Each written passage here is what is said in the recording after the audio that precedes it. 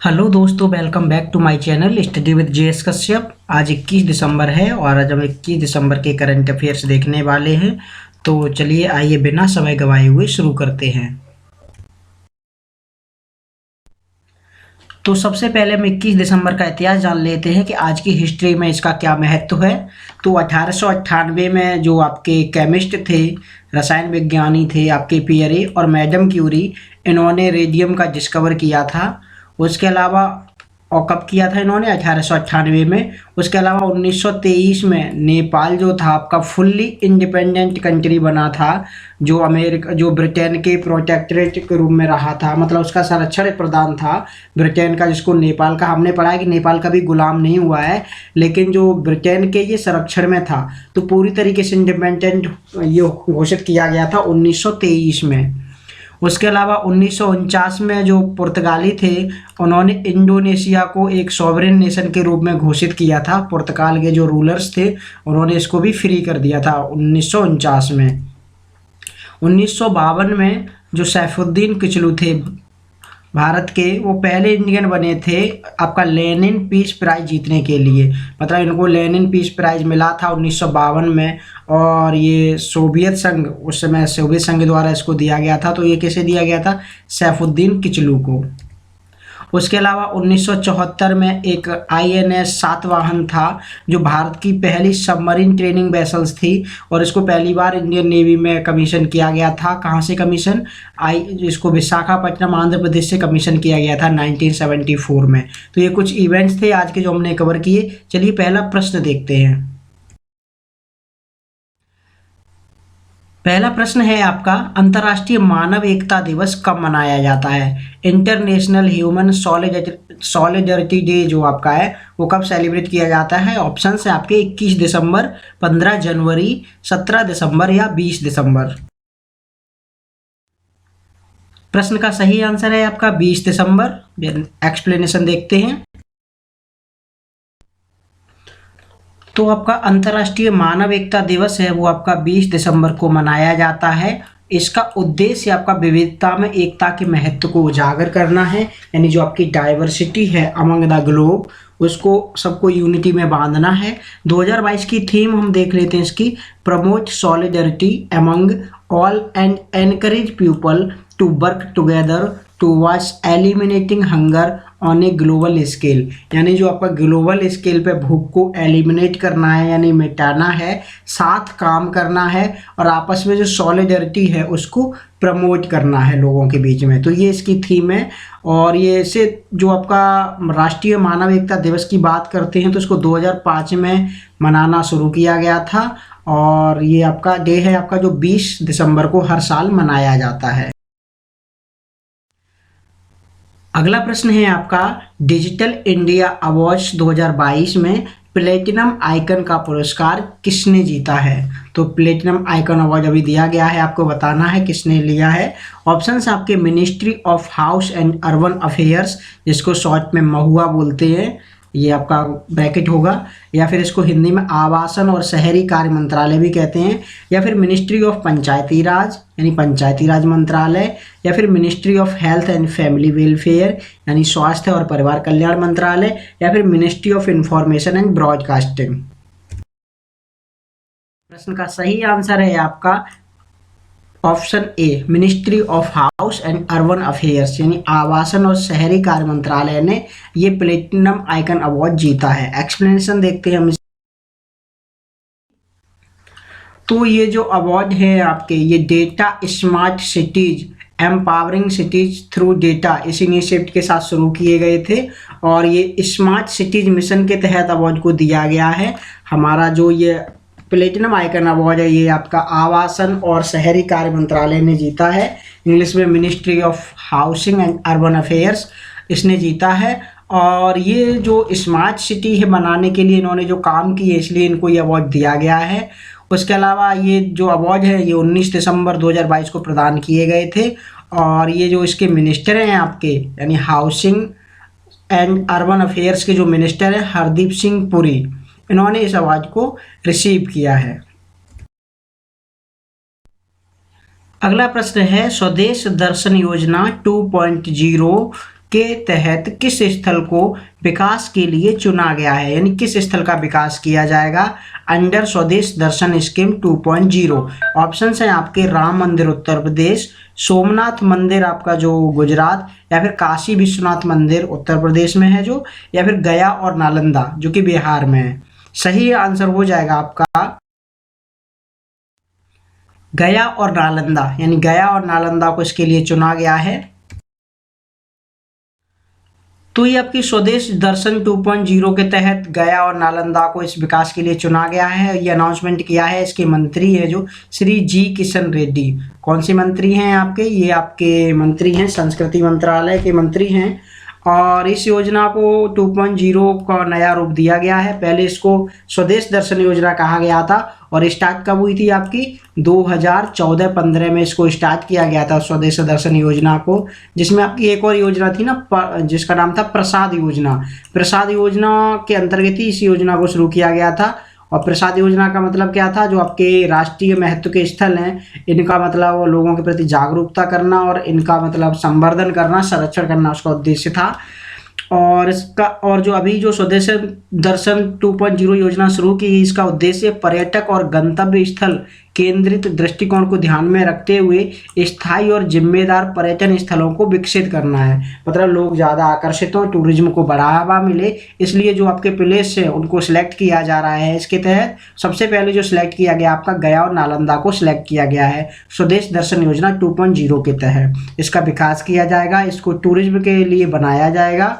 और ये जो दूसरी योजना आपकी प्रसाद है, इस योजना के तहत आपका बिहार के सीतामढ़ी जिले में पुनौरा धाम को इसके लिए चिन्हित किया गया है। देखिए जो स्वदेश दर्शन 2.0 है उसके लिए आपकी गया और नालंदा, और जो आपकी प्रसाद योजना है उसके लिए आपका दूसरा जगह है सीतामढ़ी जिले में पुनौरा धाम। तो ये आपका जो योजना की है आपकी ये पर्यटन मंत्रालय और संस्कृति मंत्रालय दोनों की मिश्रित योजना है। संस्कृति मंत्रालय मंत्री जो आपके ये दिख रहे हैं जो बोल रहे हैं जी किशन रेड्डी जी।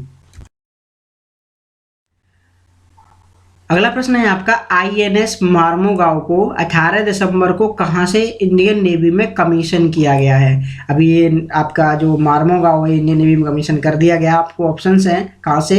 विशाखापट्टनम, कोच्चि, चेन्नई या मुंबई। प्रश्न का सही आंसर है मुंबई। मुंबई से इसको कमीशन किया गया इंडियन नेवी में। तो ये आपका आईएनएस मार्मोगांव है, जैसे यहाँ पर ये कमीशन किया जा रहा है राजनाथ सिंह के द्वारा, जो अभी वर्तमान में भारत के रक्षा मंत्री हैं। और इन्होंने स्टील्थ गाइडेड मिसाइल डिस्ट्रॉयर जिसको P-15B के तहत बनाया गया है, और ये आपका आईएनएस मार्मोगांव है। इसको 18 दिसंबर 2022 को मुंबई से भारतीय नौसेना में आपका कमीशन किया गया है। और रक्षा मंत्री ने कुछ बातें इसमें बोली। उन्होंने कहा है कि यह अत्याधुनिक हथियारों और सेंसर से लैस है। यह युद्धपोत देश की समुद्री क्षमताओं को बढ़ाएगा और राष्ट्रीय हितों की सुरक्षा भी करेगा।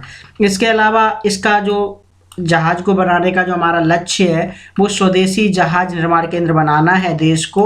उन्होंने कहा है कि आईएनएस मार्मोगांव विश्व के सबसे तकनीकी रूप से उन्नत मिसाइल वाहकों में से एक है। इसमें 75% से ज़्यादा की सामग्री स्वदेशी है और ये मेक इन इंडिया के तहत बनाया जा रहा है। और ये भविष्य में आपके जो हमारे देश की मतलब क्षमता को बढ़ाएगा, साथ साथ में जो हमारे मित्र देश हैं उनकी वर्तमान और भविष्य की आवश्यकताओं को भी पूरा करने की मतलब ये कोशिश करेगा, मतलब उसको पूरा करेगा, फुलफिल करेगा।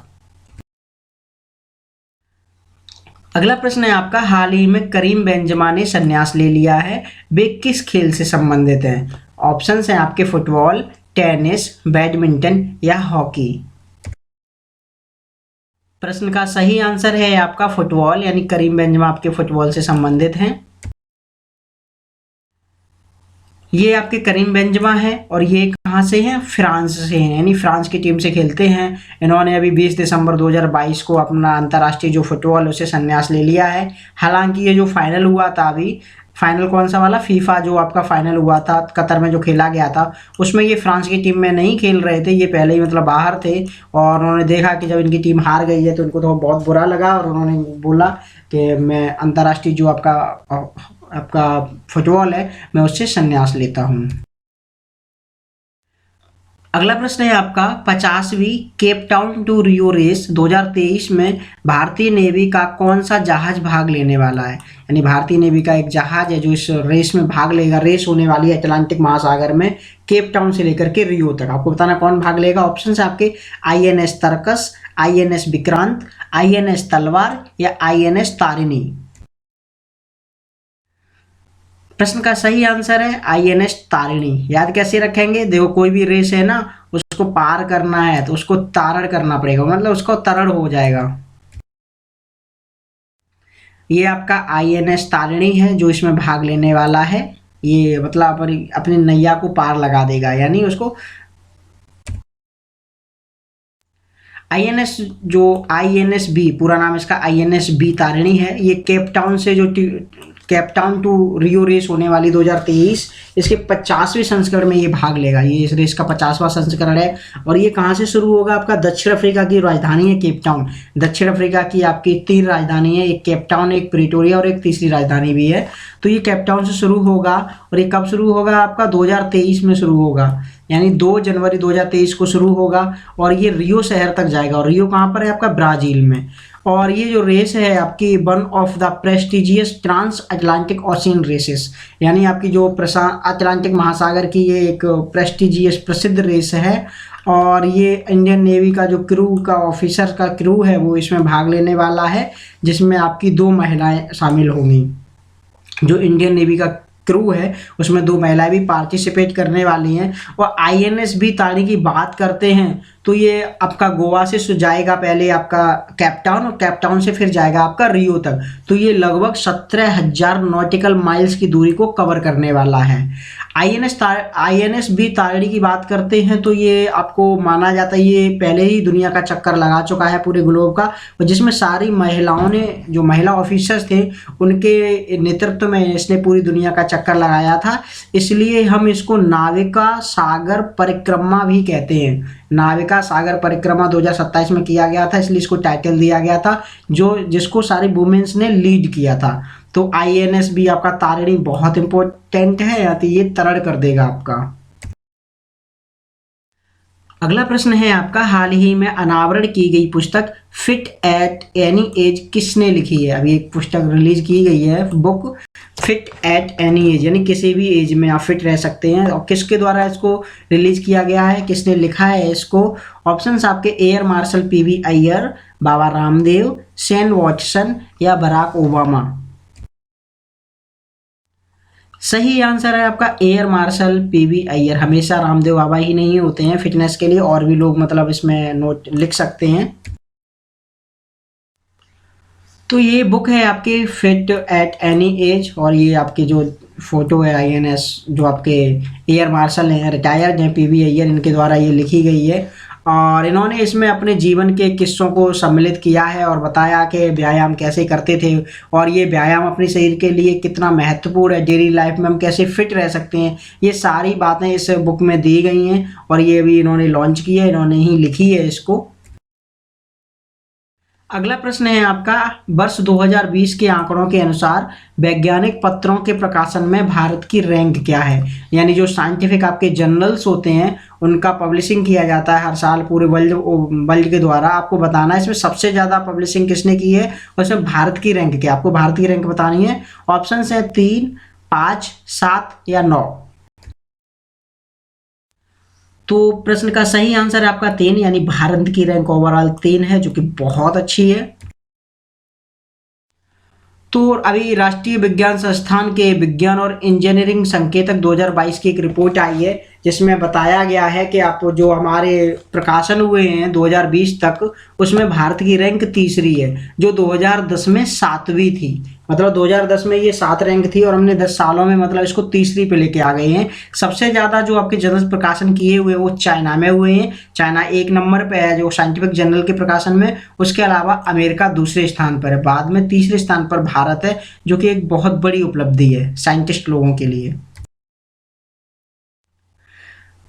अगला प्रश्न है आपका, हार्वर्ड जो विश्वविद्यालय है इसकी पहली अश्वेत महिला अध्यक्ष किसे बनाया गया है। मतलब अभी अनाउंसमेंट हो गया है, काम करना बाद से शुरू करेंगे, तो ये मतलब अभी इससे पहले से ही डिक्लेरेशन कर दिया जाता है तो आपको बताना कौन होंगी, क्लाउडिन गे, सिंडी हुक, आर वेंकट रमनी या फिर संध्या देवनाथन। प्रश्न का सही आंसर है क्लाउडिन गे। क्लाउडिन गे को बनाया गया है। तो ये आपकी जो फोटो में दिख रही हैं ये क्लाउडिन गे हैं और इनको हार्वर्ड जो यूनिवर्सिटी है इसका मतलब वो पहला जो आपका अफ्रीकन अमेरिकन लेडीज होंगी जो इसकी चेयरमैन यानी इसकी प्रेसिडेंट बनने वाली हैं। और ये फर्स्ट अश्वेत होगी, मतलब अश्वेत का मतलब जो ब्लैक बोलते हैं ना, ब्लैक वुमेन या ब्लैक लोग जो बोलते हैं उनको अश्वेत कहा जाता है, जो कि गोरे लोग नहीं होते हैं उनको अश्वेत कहा जाता है। तो ये आपकी आर्ट और साइंस फैकल्टी की एक मेंबर हैं जो कि आपकी इसकी नई अध्यक्ष बनने वाली हैं। और जो गे हैं ये आपकी 52 ईयर्स की हैं और ये कैम्ब्रिज, इससे पहले भी आपकी कैम्ब्रिज स्कूल में आपकी मैसाचुसेट्स जो यूनिवर्सिटी उसकी हेड रह चुकी हैं, चुनी जा चुकी हैं। और ये आपकी तीसरी हेड होंगी, तीसरी प्रेसिडेंट होंगी इस यूनिवर्सिटी की कौन सी, हार्वर्ड यूनिवर्सिटी की। और ये 1 जुलाई 2023 से अपना कार्यभार संभालेंगी। तो अभी इनको मतलब अनाउंसमेंट की गई है लेकिन कार्यभार आपका 1 जुलाई 2023 से संभालने वाली हैं। नाम है आपका क्लाउडिन गे। अगला प्रश्न है आपका, संविधान का कौन सा अनुच्छेद न्यायपालिका को कार्यपालिका से अलग करता है। ऑप्शन है आपके आर्टिकल 48A, आर्टिकल 50, आर्टिकल 51 या आर्टिकल 51A। इस प्रश्न का सही आंसर है आपका आर्टिकल 50। मैंने कल भी बताया था आर्टिकल जो 50 से 50-50 कर देता है, मतलब न्यायपालिका अपना काम करेगी, कार्यपालिका अपना अलग काम करेगी, यानी जुडिशियरी को एग्जीक्यूटिव से अलग किया गया है। तो कौन सा अनुच्छेद है आपका, आर्टिकल 50 है। आर्टिकल 48 किससे है आपका, जो आपकी पर्यावरण है और वन्यजीव संरक्षण है, इससे आपका आर्टिकल 48 है। आर्टिकल 51 आपका अंतर्राष्ट्रीय शांति से है, हम कल देखेंगे नेक्स्ट क्वेश्चन में। या फिर आर्टिकल जो आपका 51A है, ये आपका जो मूल कर्तव्य है संविधान में वो आपका आर्टिकल 51A में दिए गए हैं। कितने हैं, 11 हैं। तो ये आपका संविधान का क्वेश्चन था जो हमने कवर किया। हम कुछ वन लाइनर देख लेते हैं, तो कुछ वन लाइनर या फिर न्यूज फीड है जो आपकी देख लेते हैं। सबसे पहला है आपका 20 दिसंबर को सशस्त्र सीमा बल का 59वां स्थापना दिवस मनाया गया है और यह जो बल है आपका नेपाल और भूटान की सीमा की रक्षा करता है और यह बल 5 केंद्रीय बलों में से एक है। यानी जो आपके 5 केंद्रीय बल है, BSF हो गया आपका, CISF हो गया आपका, SSB हो गया, या फिर आपका जो दूसरा CRPF है और ये आपका असम राइफल्स, मतलब जो 5 महत्वपूर्ण केंद्रीय बल हैं उसमें से आपका ये एक बल है। अगला है आपका, चाहत अरोड़ा ने ऑस्ट्रेलिया में आयोजित फिना वर्ल्ड स्विमिंग चैंपियनशिप में महिलाओं की 50 मीटर ब्रेस्ट स्ट्रोक में राष्ट्रीय रिकॉर्ड बनाया है। इन्होंने एक नेशनल रिकॉर्ड कायम किया है यहाँ पर 50 मीटर की ब्रेस्ट स्ट्रोक में। ये स्विमिंग चैंपियन है आपकी चाहत अरोड़ा, ये भारत की हैं। उसके अलावा भारत जल प्रभाव शिखर सम्मेलन का 7वां संस्करण नई दिल्ली में आयोजित किया गया है और इसकी थीम है restoration and conservation of small reverse in a large basin. यानी जो आपकी छोटी छोटी नदियां हैं इनको पुनर्जीवित करना है, इनको रिस्टोर करना है और इनका कंजर्व भी करना है, नहीं इनको संरक्षण भी प्रदान करना है। तो ये आपकी जो मीटिंग है आपका शिखर सम्मेलन है ये 7वां है और जो कि नई दिल्ली में आयोजित किया गया है। आगे राजस्थान सरकार ने घोषणा की है कि वह 1 अप्रैल 2023 से सभी जो गरीब परिवार हैं इनको 500 रुपये में आपका LPG सिलेंडर देगा और प्रति महीने एक सिलेंडर देगा, यानी एक साल में आपके 12 सिलेंडर दिए जाएंगे इसमें और एक की कीमत होगी आपकी 500 रुपये। अभी वर्तमान में आपकी जो कीमत है LPG की वो 1000 से भी प्लस हो गई है, मतलब किसी की 1053 या फिर किसी की 1076 ऐसी कुछ कीमत है, 1000 से प्लस है। तो ये 500 रुपये में देने वाली अच्छी स्कीम है, गरीब परिवारों को दी जाएगी। तो अभी क्योंकि राजस्थान में भी कुछ दिनों में चुनाव होने वाले हैं तो चुनाव से के लिए सरकारें आए दिन ऐसी घोषणाएं करती रहती हैं। अगला है आपका, तमिलनाडु सरकार ने अपनी सभी योजनाओं के लिए जो भी आपकी योजना है उनका लाभ लेने के लिए अपना आधार कार्ड अनिवार्य कर दिया है। यानी कोई भी योजना का आप लाभ लेंगे तमिलनाडु में अभी तो आपको आधार कार्ड दिखाना होगा, यानी आधार कार्ड सबमिट करना होगा। बिना आधार के कोई भी योजना का लाभ नहीं ले पाएंगे और ऐसा करने वाला पहला राज्य बना है। तो ये प्रश्न थे जो हमने कवर किए। उम्मीद है आपको वीडियो हमारा पसंद आया होगा। आप जो महत्वपूर्ण जो क्वेश्चन हमने चुने हैं ये आगे आने वाली किसी भी एग्जाम्स में फ्रेम हो सकते हैं, संभावना रहेगी इनकी फ्रेम होने की। तो आपका पूरा वीडियो देखने के लिए बहुत बहुत धन्यवाद। हम आपको छोड़े जाते हैं एक प्रश्न के साथ। प्रश्न है आपका, भारत में carbon capture utilisation and storage policy framework का उद्घाटन किसने किया है? और ये जो फ्रेमवर्क, इससे रिलेटेड क्वेश्चन एग्जाम में फ्रेम हो सकते हैं, तो इसको आपको नहीं, अगर आपका इसका आंसर पता है तो आप पीछे की क्लास जा करके देखेंगे, आपका जो नवंबर और दिसंबर की प्लेलिस्ट है उसमें से किसी न किसी डे में ये क्वेश्चन आपको जरूर मिलेगा। अगर आपने सारी क्लासेस देखी हैं, हमारी क्लासेस अटेंड की हैं, तो आप इस क्वेश्चन का आंसर कर पाएंगे। तो आप इस क्वेश्चन का आंसर हमें कमेंट बॉक्स में जरूर कीजिएगा। मिलते हैं आपको एक नई वीडियो के साथ, कुछ नए प्रश्नों की सीरीज के साथ। तब तक के लिए नमस्कार, जय हिंद।